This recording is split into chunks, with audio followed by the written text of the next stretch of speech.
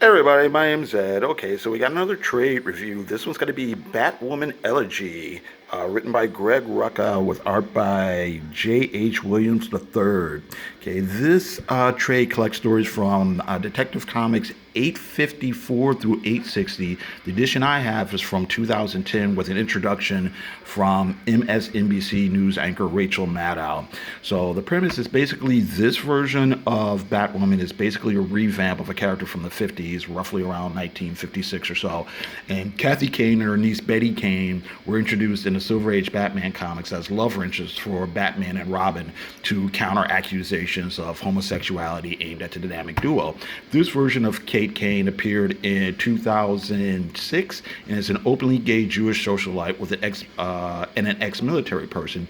Interestingly enough, the original Batwoman has since been retconned back into the DCU and as Kathy Webb, and she's part of she's an agent of a spy organization. So Greg Rucka is a successful writer of crime novels and various comic books. He's known for writing strong female characters. Gregor's written for Marvel, DC, multiple indie comics. He's been the scripter on titles such as Wonder Woman, Punisher, Batman, and his creator-owned comics include Lazarus, Stumptown, Old Guard, Whiteout, which have all been turned into live-action movies and television shows. Greg Rucka has also won numerous awards such as the Eisner, Harvey, and GLAAD Awards, and GLAAD is the Gay and Lesbian Alliance Against Defamation. G.H. Williams III is most known for his work, here on Batwoman, as well as titles like Promethea with Alan Moore and Desolation Jones with Warren Ellis, done Sandman Overture. He's renowned for his ability to apply a variety of visual techniques to his comics pages. Williams has also won awards for his craft, including an Eisner, Harvey, and Inkwell awards. Okay, so the plots to the stories here, one is an origin story, one is more of a straightforward mystery type thing. In the origin, we see through flashbacks and we learn about Kate's background and how she became a vigilante. We see her military family, her personal tragedies, her reckless lifestyle. Kate joined the army but was outed due to her sexuality. And after a mugging attempt, Kate becomes inspired by Batman to become a crime fighter along with the help of her father. In Elegy, Batwoman must track down Alice, a mysterious head of a crime religion that's taking over Gotham City.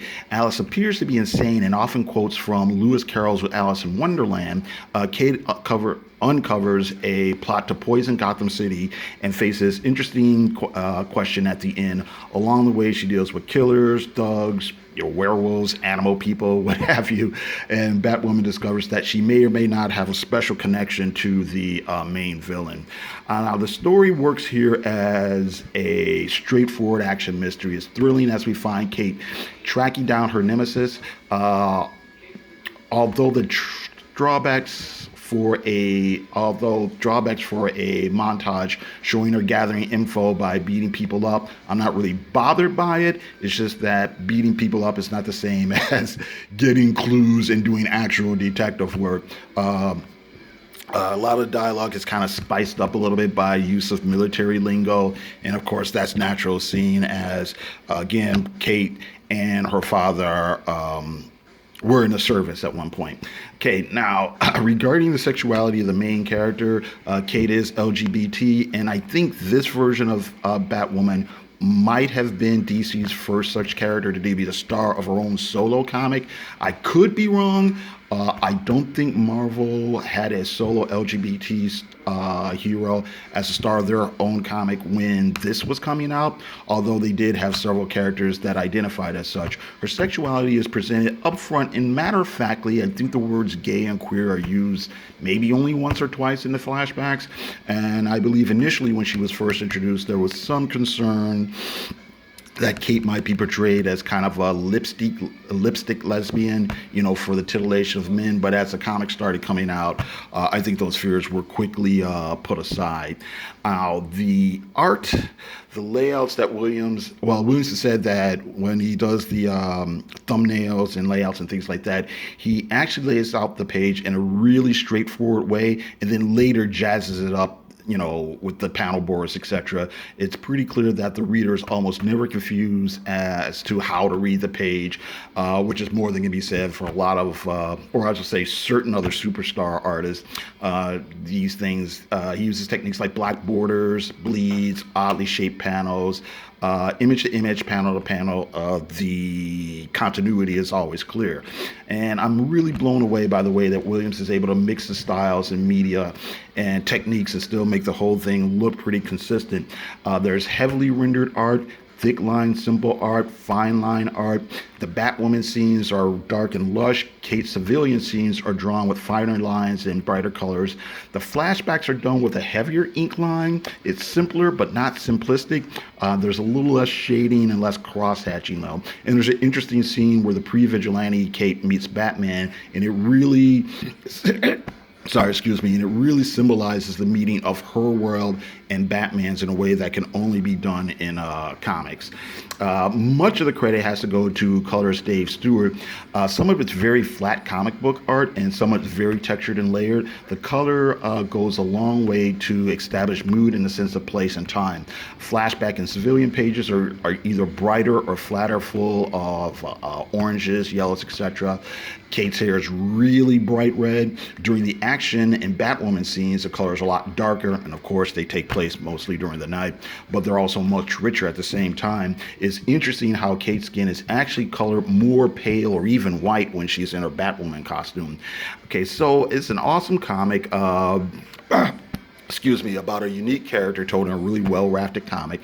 It's a simple story, but really what makes it stand out is the storytelling. You get time jumps and flashbacks that kind of increases the level of tension and action pacing, and the unique visuals push the comic to a higher level. So just to show you what some of the pages look like.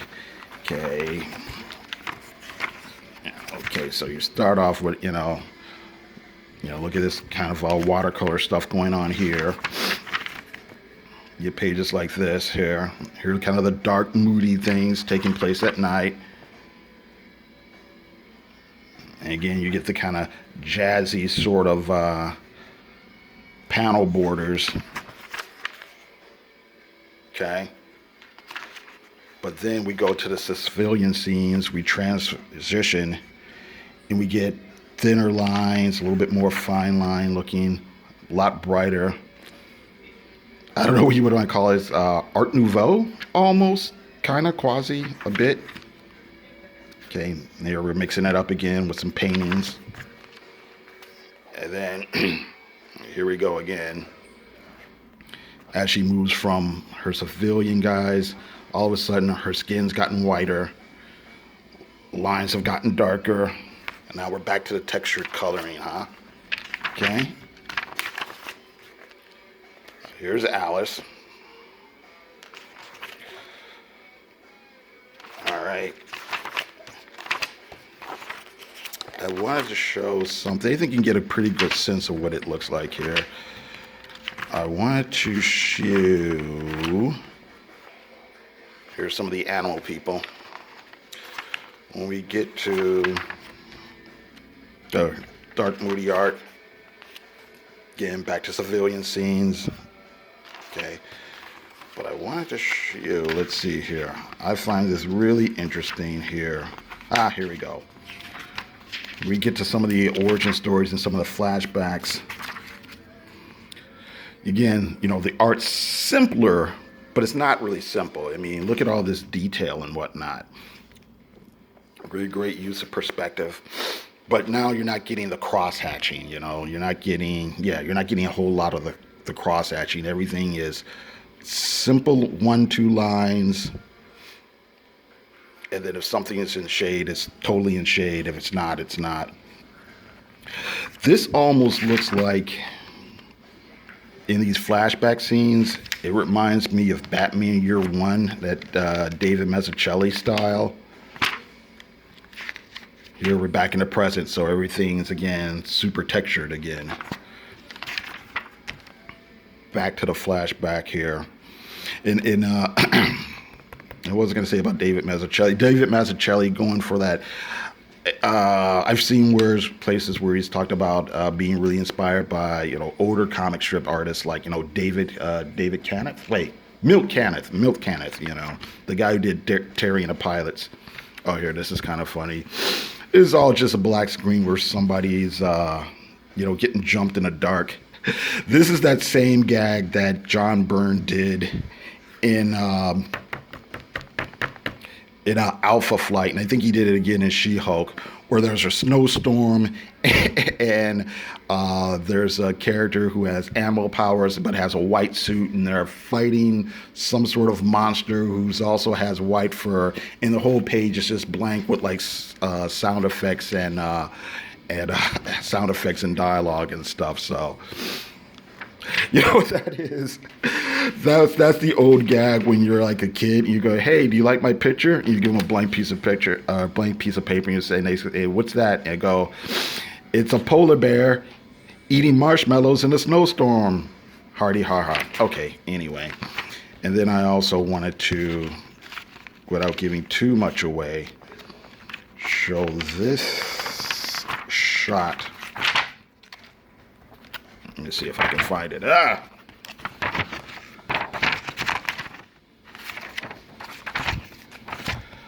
This shot here is really great because you've got the old school, the year one style, and then when Batman comes on the scene, the two art styles kind of blend together, right?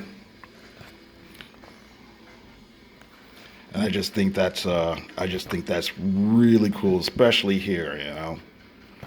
So that was really, really awesome. Okay, so then that's it. Thank you guys very much for watching. I do appreciate it. You guys have a good day.